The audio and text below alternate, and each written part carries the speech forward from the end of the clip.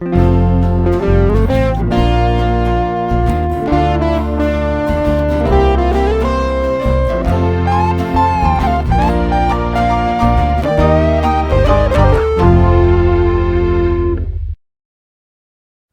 tudo bem?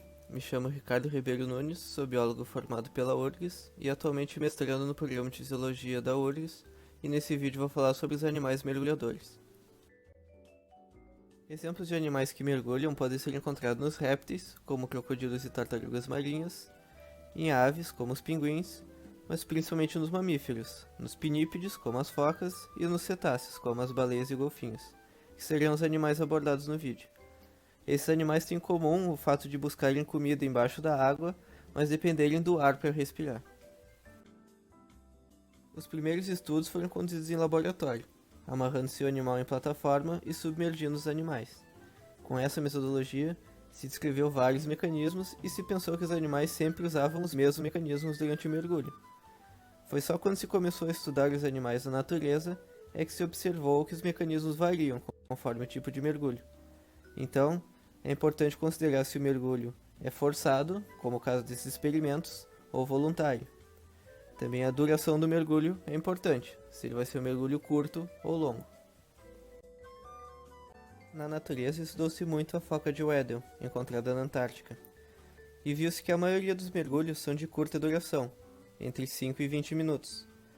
Mas as focas são capazes de realizar mergulhos de mais de 1 hora. Para comparação, uma pessoa treinada consegue mergulhar por no máximo 3 minutos, que não é nenhum mergulho curto de uma foca.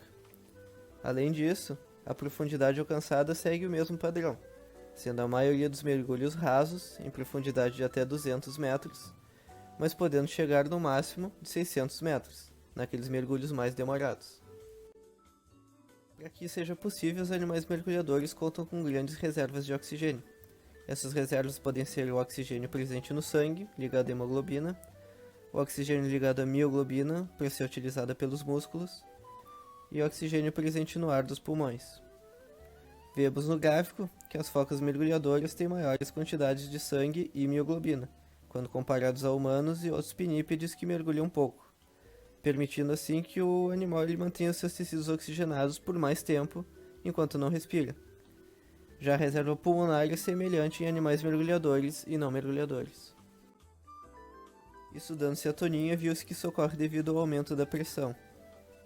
Na superfície, o tórax está expandido e os pulmões estão cheios, enquanto numa profundidade de 100 metros, a pressão causa a compressão do tórax e o acolabamento do pulmão. Esses animais têm o tórax adaptado para ser facilmente comprimido. Isso parece desvantajoso, uma vez que impede que se armazene ar nos pulmões, mas na verdade o acúmulo de ar no pulmão dificulta o mergulho, por fazer o animal boiar. Além disso, o pulmão, quando é comprimido, começa a colabar pelos alvéolos, que é onde ocorrem as trocas gasosas. Então, mesmo que se tente mantê-lo com ar, esse ar vai ficar retido nas regiões não respiratórias, como os brônquios e a traqueia. Assim, em mergulhos profundos, os animais geralmente esvaziam seus pulmões antes de mergulhar. As reservas de oxigênio não são suficientes para manter os tecidos do animal oxigenados durante mergulhos longos, havendo nesse caso ajustes na circulação. Através de vasoconstrição, o animal deixa de enviar sangue para diversos órgãos, como os músculos, a pele, o sistema digestório e os rins, que passam a funcionar anaerobicamente. Somente os tecidos dependentes de oxigênio, o miocárdio e o tecido nervoso, continuam recebendo sangue, de forma que a circulação se mantém entre o coração e o pulmão para manter as trocas gasosas e entre o coração e o encéfalo. Além disso, como vemos na foca cinzenta, isso vem acompanhado de uma diminuição da frequência cardíaca, para evitar um aumento da pressão arterial, agora que o sangue está indo para poucos vasos. Vemos que quanto mais longo o mergulho, mais se diminui a frequência cardíaca, pois está ocorrendo mais vasoconstrição. Esses animais também são naturalmente mais resistentes à hipóxia. Vemos que a foca de capuz consegue manter o potencial de membrana do neurônio numa situação de hipóxia, coisa que não acontece no camundongo. Isso é importante porque o animal não tenha nenhum problema no sistema nervoso durante o mergulho, como uma paralisia ou um desmaio.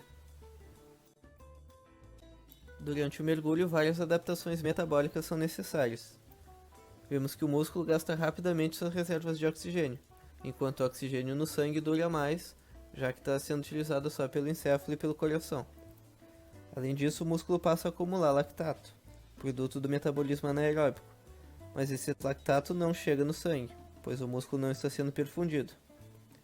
Quando o animal volta à superfície, a circulação é restabelecida, e há um aumento de lactato no sangue que está vindo dos músculos que estavam acumulando esse lactato. Vemos que em torno de 40 minutos são necessários para que todo esse lactato seja metabolizado.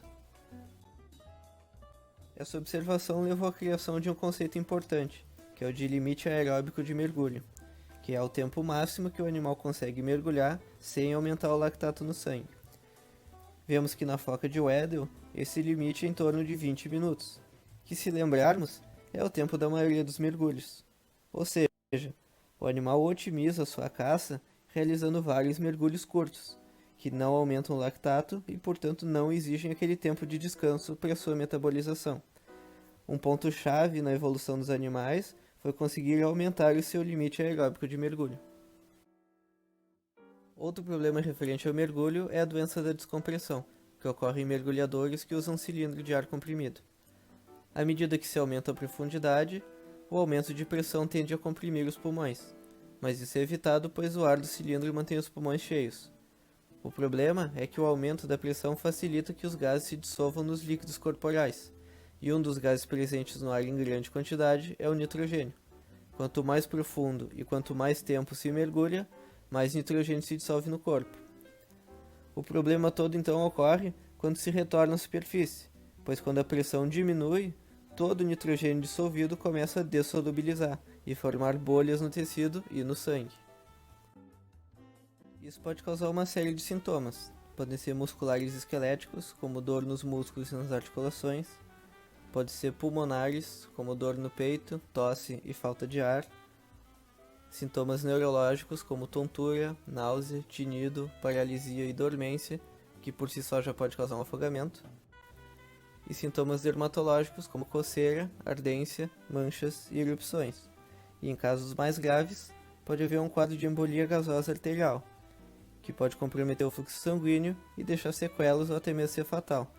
Nesse caso, a pessoa tem que ser colocada imediatamente numa câmara hiperbárica para aumentar a pressão. Esse quadro ele pode ser evitado não fazendo um retorno rápido para a superfície. O retorno tem que ser gradual e em passos, fazendo pausas para que o nitrogênio seja eliminado aos poucos. Mas os animais não usam cilindros de ar comprimido. Eles fazem mergulhos em apneia, ou seja, eles param de respirar. Assim, o nitrogênio que pode se dissolver é aquele que já estava no pulmão, o que não é suficiente para causar aqueles sintomas. Mas se ocorrerem vários mergulhos seguidos, não dá tempo de eliminar todo o nitrogênio entre um mergulho e outro, de modo que a cada mergulho se acumula um pouco de nitrogênio, até atingir níveis perigosos. Ainda não há consenso em como os animais fazem para evitar a doença da descompressão. Uma teoria é o colapso dos alvéolos, que impede que o nitrogênio chegue até o sangue e fique retido nos brônquios e nas traqueias. Porém, isso só explica aqueles mergulhos que são mais profundos. Talvez os animais usem mecanismos comportamentais, voltando gradualmente à superfície, como os mergulhadores fazem. As informações eu tirei desse livro de Fisiologia Animal. Espero que vocês tenham gostado do vídeo.